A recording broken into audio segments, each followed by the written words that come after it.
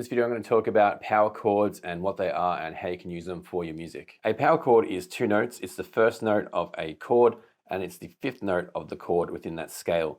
So for an example, if I was to play an A, that would be the root note. That's the first note. That's the defining note of the chord. So it would be an A. So to get the fifth, we got 5 intervals to get the fifth degree of that scale, which for this case, for an A, it's going to be an E, which would sound like this. Or if you're playing an open tuning like this is drop A, it would just be a standard open chug. So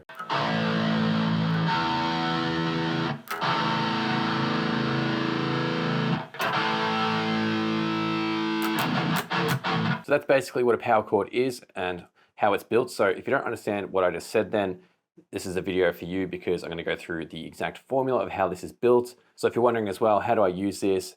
How do I use it in a song context? Is it major? Is it minor? Well, I'm going to answer that right now. It is neither major or minor. There's a reason for that, but we're going to go through the process of constructing a full chord. So a power chord's not a complete full chord, even though it's 2 notes. So a full chord would be called a triad, which is 3 notes. So this power chord is missing 1 note, which is the 3rd note. And the 3rd note is a defining note that tells us if something is major or minor.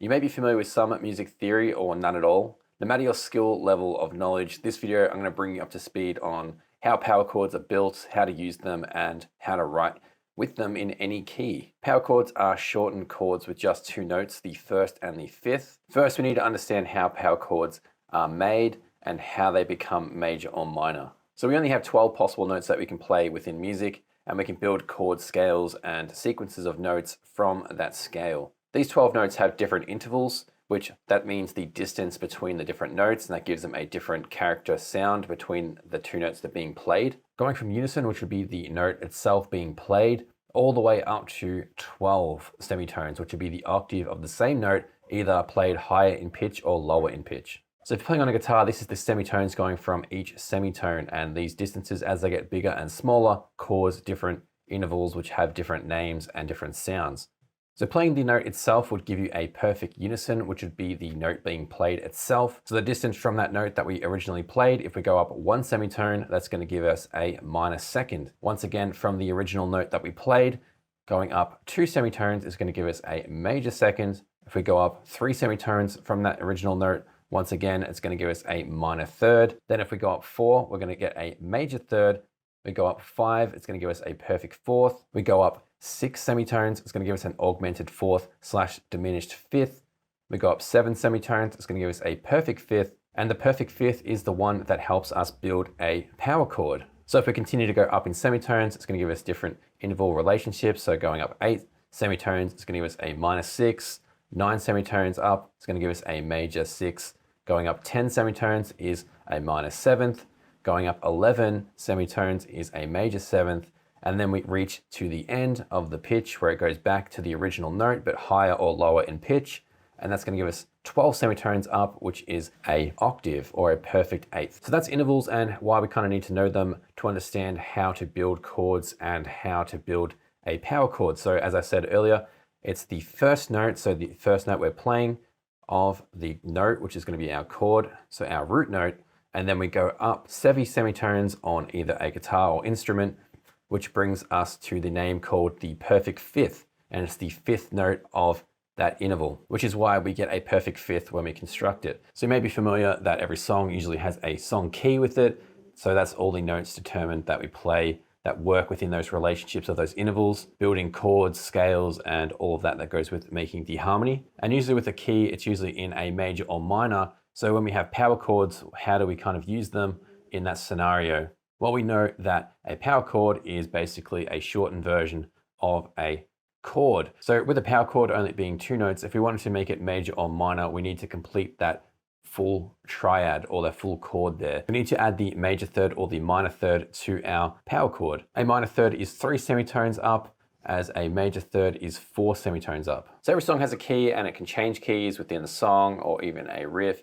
And a key is built up of 7 notes of those 12 semitones that we went through. So for example, the C major scale is the scale that every other scale works off as a reference. The C major scale is like the starting scale for basically everything. So the C major scale is 7 notes and they just repeat all over the instrument. And those notes starting at C, they go C, D, E, F, G, A, B. So every scale has chords that work within that scale. So for example, the C major scale here, if we take a look at the chords that are built up from that, we can turn those 7 root notes from the major scale into 7 chords to use for any song. So to create these chords from that 1 to 7 scale degree from our major scale, and this can be done for any scale, so a chord needs to have that first note, the third note, and the fifth note of that scale to create a chord or a triad. Starting on the C note, we can use the scale to build the first chord with our 3 notes. If we take a look here, we can see that we have C, D, E, F, G, A, B, C, and it has the interval relationships below here. So C is the P1, so the perfect unison. Then we go to the next scale degree, which is D, which would be our 2. We skip that one. We go to 3, which is our E, which is going to be a major. Then we go from E, which is 3. Then we go to F, which is 4. We skip that one. And then we go to 5 of the scale degree, which is a G. So this process repeats for all of our notes in the scale that turn into chords. You play a note, you skip a note in the scale, you add the next note, you skip that note, and then you add the next note. Say you have your first note, which is the C chord. You want to add your next one that's in the sequence of notes, and you want to add D. So you would start at D, that would be your 1 note. So you'd play that one, you'd skip that note, which is E, move on to the next one, which is F, which would be your 3rd.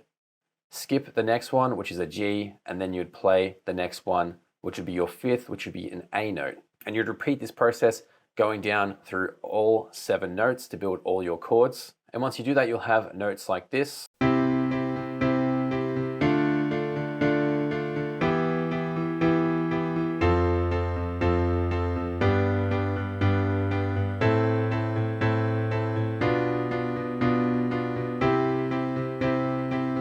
So that's all of our chords within our key, and they build up a chord structure of C for C major, D minor for the 2nd, E minor for the 3rd, F major for the 4th, G major for the 5th, A minor for the 6th, B diminished for the 7th, and we go back to C, which is the root note and the key of the song. So you may be wondering, okay, that's all great.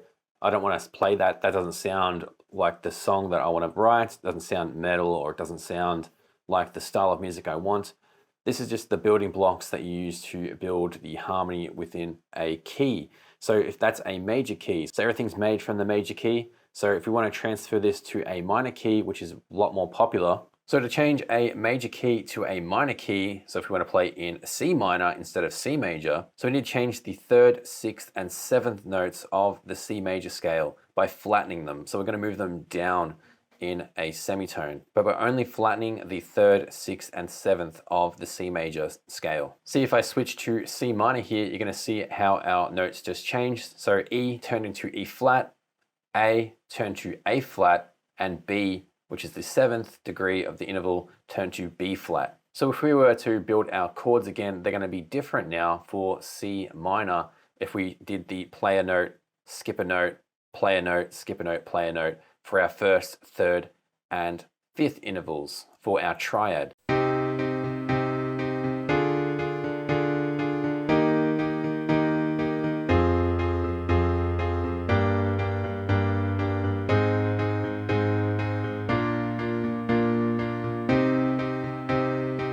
So understanding this relationship with the intervals, especially the 3rd note of those scales, and how to create a minor or major feel, because power chords are neither major or minor, this is how you can utilize it for your writing and how you can write songs and give them a different feel from just being power chords. You can just use power chords as a way of writing. It's a great sound, but if you want to add some different characteristics to your songs, maybe add a 2nd layer of guitar or another instrument, and you can play on that knowledge of knowing if it's major or minor by doing that. So I'm going to show you some examples of that. So there's lots of different scales and things to use.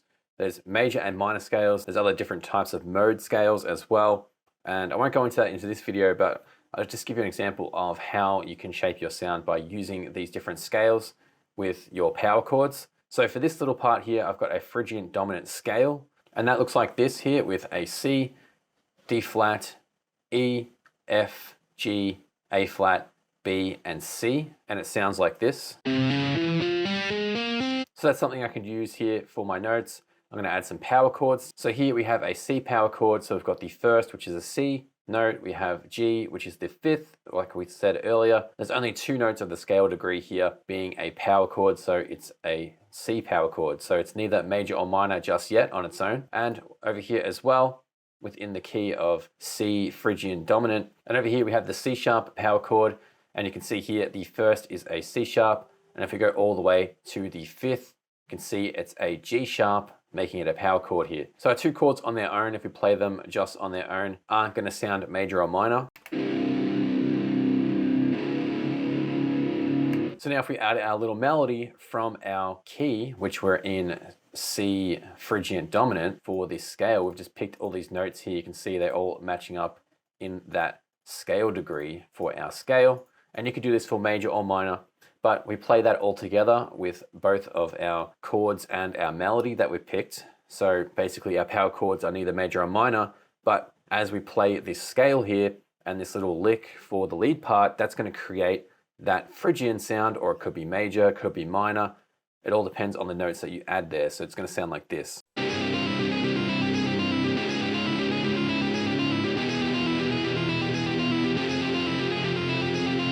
You can see I also added in here a E power chord and also an F power chord as well, all within that C Phrygian dominant scale in the key. So to give you an idea of the different scales and the different sounds they're going to produce, so here I've got C Phrygian dominant, a very basic sort of lead part with the same sort of chords, and then I'm going to switch between C major with the same kind of notes but switching them within that key, and then C minor, and you'll be able to tell a lot of a difference on that tonal characteristic when they're matched together. So first here is C Phrygian dominant.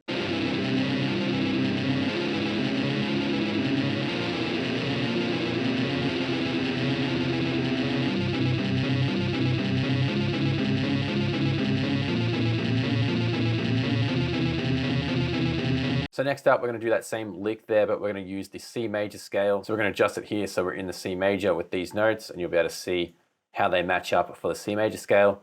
And we had to change a few notes to match it into the scale, but it's going to sound like this.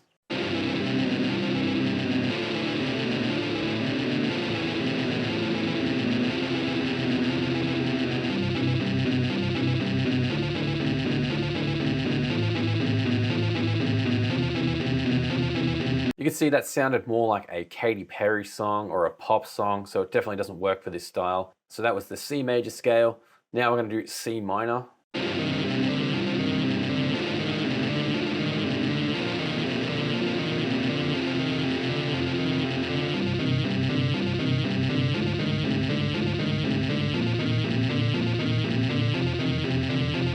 So once again, just adjusting those notes to fit within the C minor scale, and it does have a different sound as well. It's worth noting as well that music theory is only a concept that is there to help you build. It's not hard rules that you always have to use. You don't have to play all the notes within a scale degree for a key, and you don't have to be strictly in the notes of the key. You can go out of the notes and experiment. It's what sounds best to you. So the best way to use the theory-wise of this is just to help you get ideas and get you writing and figuring out what you want to do on your instrument quicker. So just to recap there, so power chords are built up from the 1st and 5th scale degree of any scale to build up with the root note and the 5th note. So you could pick any power chord. And to make your power chords either major or minor or into a different sort of sound or mode, you want to add the scale notes from that mode. So if it's in a major, you want to add the major 3rd note. So for example, if we play the D power chord here. So if you wanted to make it major, what we could do is play our power chord. So our root note would be D, our 5th note would be A, and our 3rd note, which is going to be major, will be F.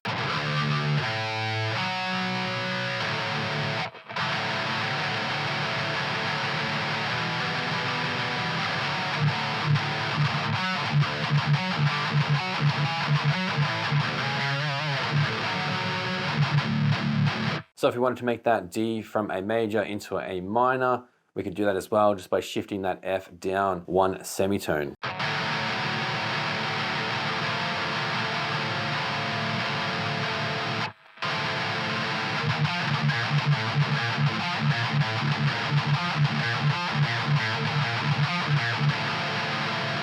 Today's power chords, how to make them major or minor, and how to use them and construct chords from scratch. So hopefully this video helps you out if you're just learning music for the first time or music theory. If you want to learn more, subscribe to the channel. I'm going to talk about this a lot on the channel because I'm very interested in it. Thanks for watching. If you have any questions, hit me up in the comments. I'm happy to help you out. I'll see you all in the next video.